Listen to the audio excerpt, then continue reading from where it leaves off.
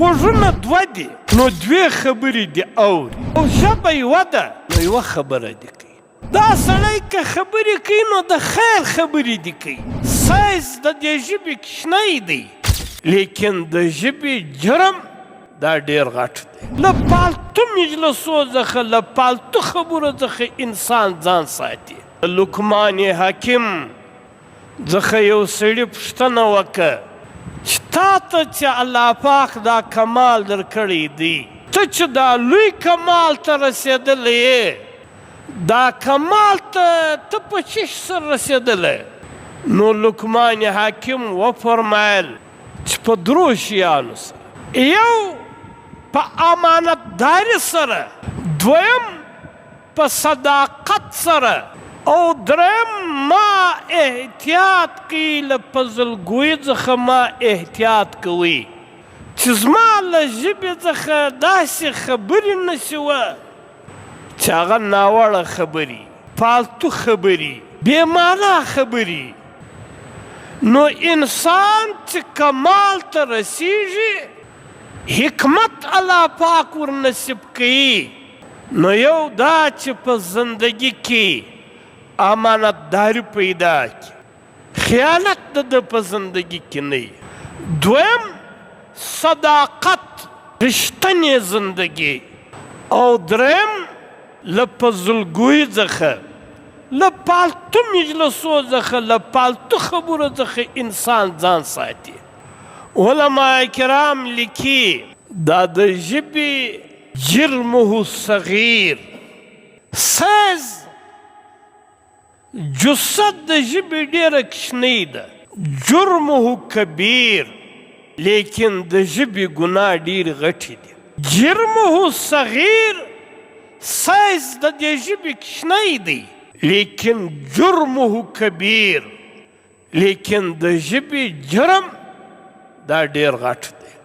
حضرت ابو هریره رضی الله تعالی عنه به ویل چې انسان په دوو وجو سره جهنم له راځي، یو د ژبې له وجې څخه او بل د شرمګاه له وجې څخه، چې انسان د خپلې ژبې حفاظت نه کوي او د خپل شرمګاه حفاظت نه کوي. ځکه نبی علیه الصلاة والسلام په یو روایت کې فرمایي تی ماته د دوو شیانو ضمانت راکړي، زه ورته ته د جنت ضمانت درکوم. یو د ژبې ضمانت ماته راکړي چې تی به دا ژبه صحیح استعمالوي، او بل د شرمګاه حفاظت راکړي چې تی به خپله شرمګاه غلط نه استعمالوي. نبی علیه الصلاة والسلام فرمایي زه ورته ته د جنت ضمانت درکوم. نبی علیه الصلاة والسلام په یو روایت کې فرمایي من کان یؤمن بالله والیوم الآخر، کم سړی چې ایمان پر الله تعالی باندې لري او پر ورځ د آخرت باندې ایمان لري، فلیکل خیرا، دا سړی که خبرې کوي نو د خیر خبرې دي کوي، ذکر دي کوي، تلاوت دي کوي، د دین دعوت دي چلوي، د دوو مسلمانانو په مابین کې د خیر مجلس کوي. او فلیصمت، یا د خاموشه شي. دا خاموشي ډېر ښه صفت دی، ضروري نه ده چې ته به شروع خالق مجلس به ته کوې. حضرت عمر رضی الله تعالی عنه به فرمایل چې انسان چې څومره ډېر غږیږي، ډېرې خبرې کوي، د دې به لغزش ډېر زیات، د دې خطاوې او ګناوې به ډېر. ومن کثر ذنوبه، او د کم چا چې ګناوې ډېرې سولې نو کان النار اولا به، بیا د ده دپاره بهترینه ټیکانه دا جهنم. حکما لیکي ګوره هر انسان ته الله پاک دوه غوږونه ورکړي دي، یوه یې ژبه ورکړې، غوږونه دوه دي او ژبه یوه ده. علما کرام حکما لیکي چې هر انسان دی دوې خبرې اوري، یوه خبره دي کوي. اورېدل به ډېر کوي، ویل به لږ کوي. ولې؟ غوږونه دوه دي نو دوې خبرې دي اوري، او ژبه یوه ده نو یوه خبره دي کوي. او د انسان عافیت په نه خبرو کې دی چې انسان څومره خاموش شي دا انسان به دغونه سالم وي. حضرت علی رضی الله تعالی عنہ فرمایي د ده یو قول دی هر انسان تر خپلې ژبې لاندې پټ دی.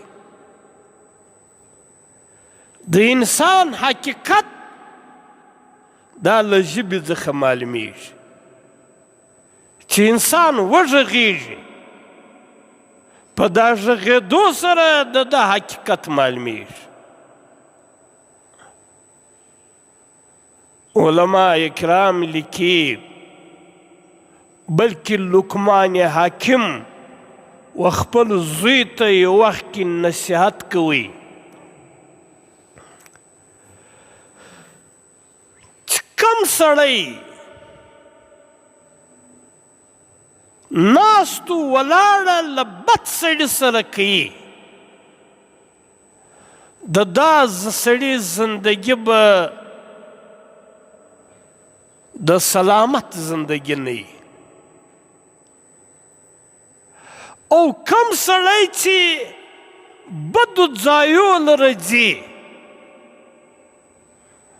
پر دا سړي باندې به تهمت خامخا لګېږي او کم سړی چې بېهوده ډېر غږېږي دا سړی به خامخا له پښیمانۍ سره مخامخ کېږي پښیماني به کوي. لہذا موږ هم پکار دی چې د خپلو ژبو حفاظت کوو.